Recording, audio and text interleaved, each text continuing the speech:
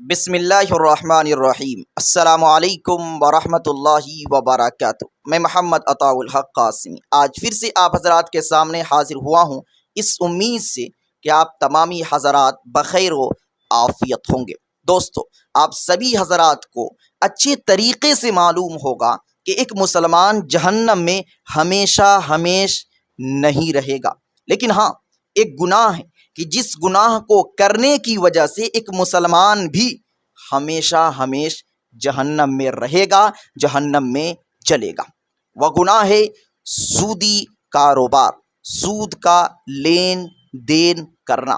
سود کسے کہتے ہیں وہ جان لیں، اس کے بعد آپ تک مکمل تفصیل، مکمل وضاحت قرآن کی روشنی میں پہنچاؤں گا کہ کس طریقے سے سودی کاروبار کرنے والا ہمیشہ جہنم میں رہے گا، جہنم میں جلے گا۔ دیکھیے، سود جس کو عربی زبان میں ربا کہا گیا ہے، ربا یعنی سود کا مطلب یہ ہے کہ کوئی شخص کسی کو قرض دے 200 روپے اور یہ کہے کہ ایک مہینے کے بعد آپ کو 200 روپے سے بڑھ کر یعنی 250 روپے ادا کرنے پڑیں گے۔ تو اب اس شخص نے تو 200 روپے دیے ہیں قرض، اب 250 روپے مانگ رہا ہے، 50 روپے اضافی رقم مانگ رہا ہے، تو یہ جو 50 روپے زیادہ مانگ رہا ہے اسی کا نام کیا ہے؟ ربا، سود۔ تو ایسا کاروبار کرنا، کسی کو قرض دے کر اس سے زیادہ رقم لینا، یہ حرام ہے۔ اس کی وجہ سے جو پیسے، جو آپ کا اصل مال ہے، راس المال ہے، وہ بھی حرام ہو جاتا ہے۔ اس لیے سودی کاروبار کو بالکل بھی فروغ نہ دیا جائے، رواج نہ دیا جائے۔ اگر آپ اس کاروبار میں لگے ہوئے ہیں تو آج ہی اور ابھی توبہ کیجیے۔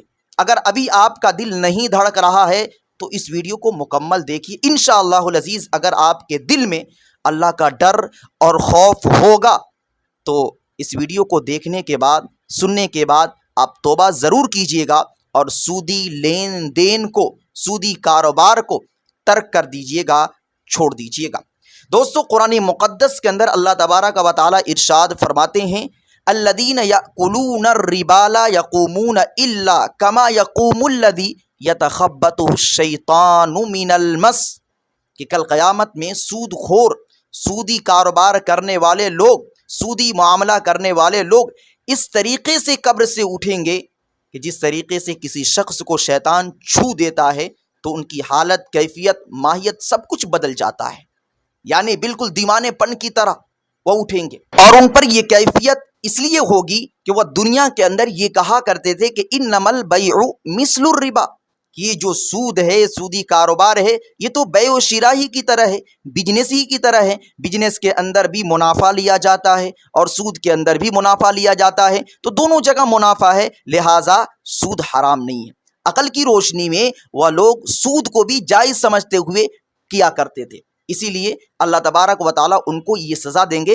اور آگے سنیے کہ یہ لوگ تو سود کو جائز سمجھ رہے ہیں، جبکہ اللہ تبارک و تعالیٰ صاف طور پر ارشاد فرما رہے ہیں کہ وَأَحَلَّ اللَّهُ الْبَيْعَ وَحَرَّمَ الرِّبَا، کہ اللہ صاف طور پر کہہ رہے ہیں کہ اللہ نے بیع و شراء کو، خرید و فروخت کو، تجارت کو حلال قرار دے دیا، جائز قرار دیا، اور ربا یعنی سود کو حرام قرار دے دیا ہے۔ تو صاف طور پر اللہ تبارک و تعالیٰ ربا کو حرام قرار دے دیا اور بیع و شراء کو، تجارت کو جائز قرار دے دیا۔ اس کے باوجود اگر کوئی شخص عقل کی روشنی میں یہ کہتا ہے کہ خرید و فروخت ہی کی طرح ربا یعنی سود ہے، تو وہ در حقیقت غلط فہمی میں مبتلا ہے، اور یہ سوچ کر اگر وہ سودی کاروبار، سودی معاملہ کرتا ہے تو اس کے لیے سخت سزا ہے۔ پہلی سزا جو میں نے آپ کو بتا دی کہ وہ قبر سے کس طریقے سے اٹھے گا، اور دوسری سزا آپ سن لیجئے جس کو سننے کے بعد آپ کا کلیجہ منہ کو آ جائے گا۔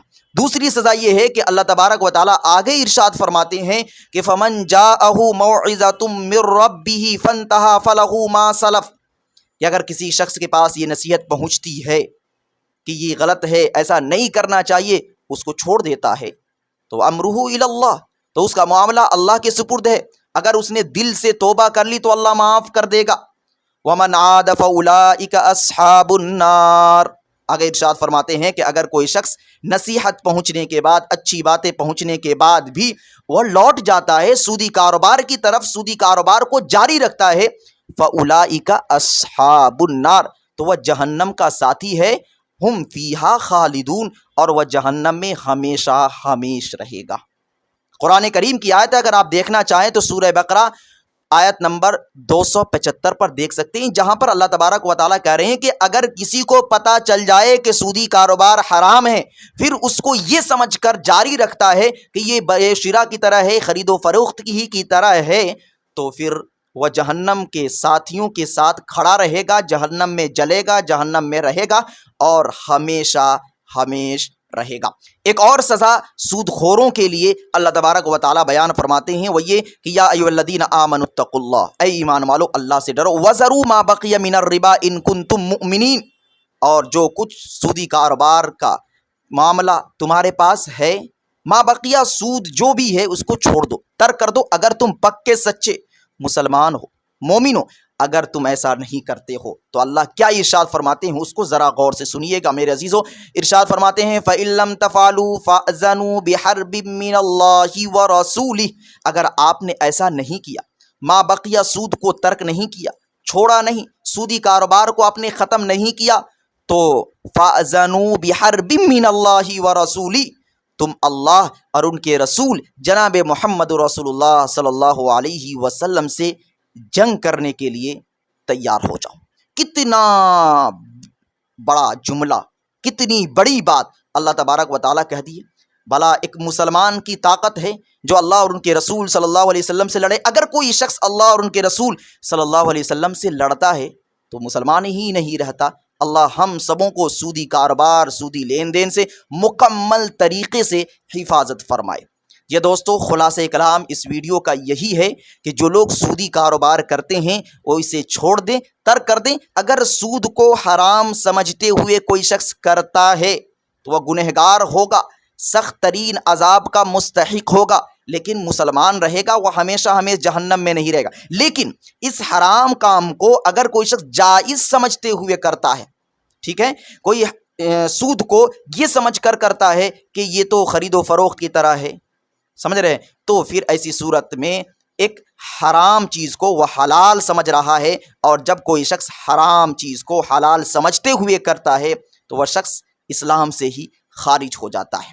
اس لیے میرے عزیزوں، اسلام کو سمجھیے، پرکھیے، پڑھیے، اور عقل کی روشنی میں اسلام کو تولنے کی کوشش مت کیجیے۔ اللہ جو ہمیں حکم دے دیے ہیں بس اس کو مان لیجیے، اسی میں کامیابی ہے۔ دعا کیجیے اللہ تبارک و تعالی ہم سبوں کو دین کی صحیح سمجھ عطا فرمائے، اور سودی کاروبار، سودی لین دین اور جتنے بھی حرام کام ہیں ان سب سے ہم سبوں کی مکمل طریقے سے حفاظت فرمائے۔ آمین ثم آمین۔ السلام علیکم ورحمۃ اللہ۔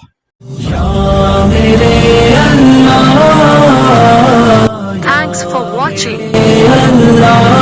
Don't forget like, comment, share and subscribe to Mufti Haq Qasmi.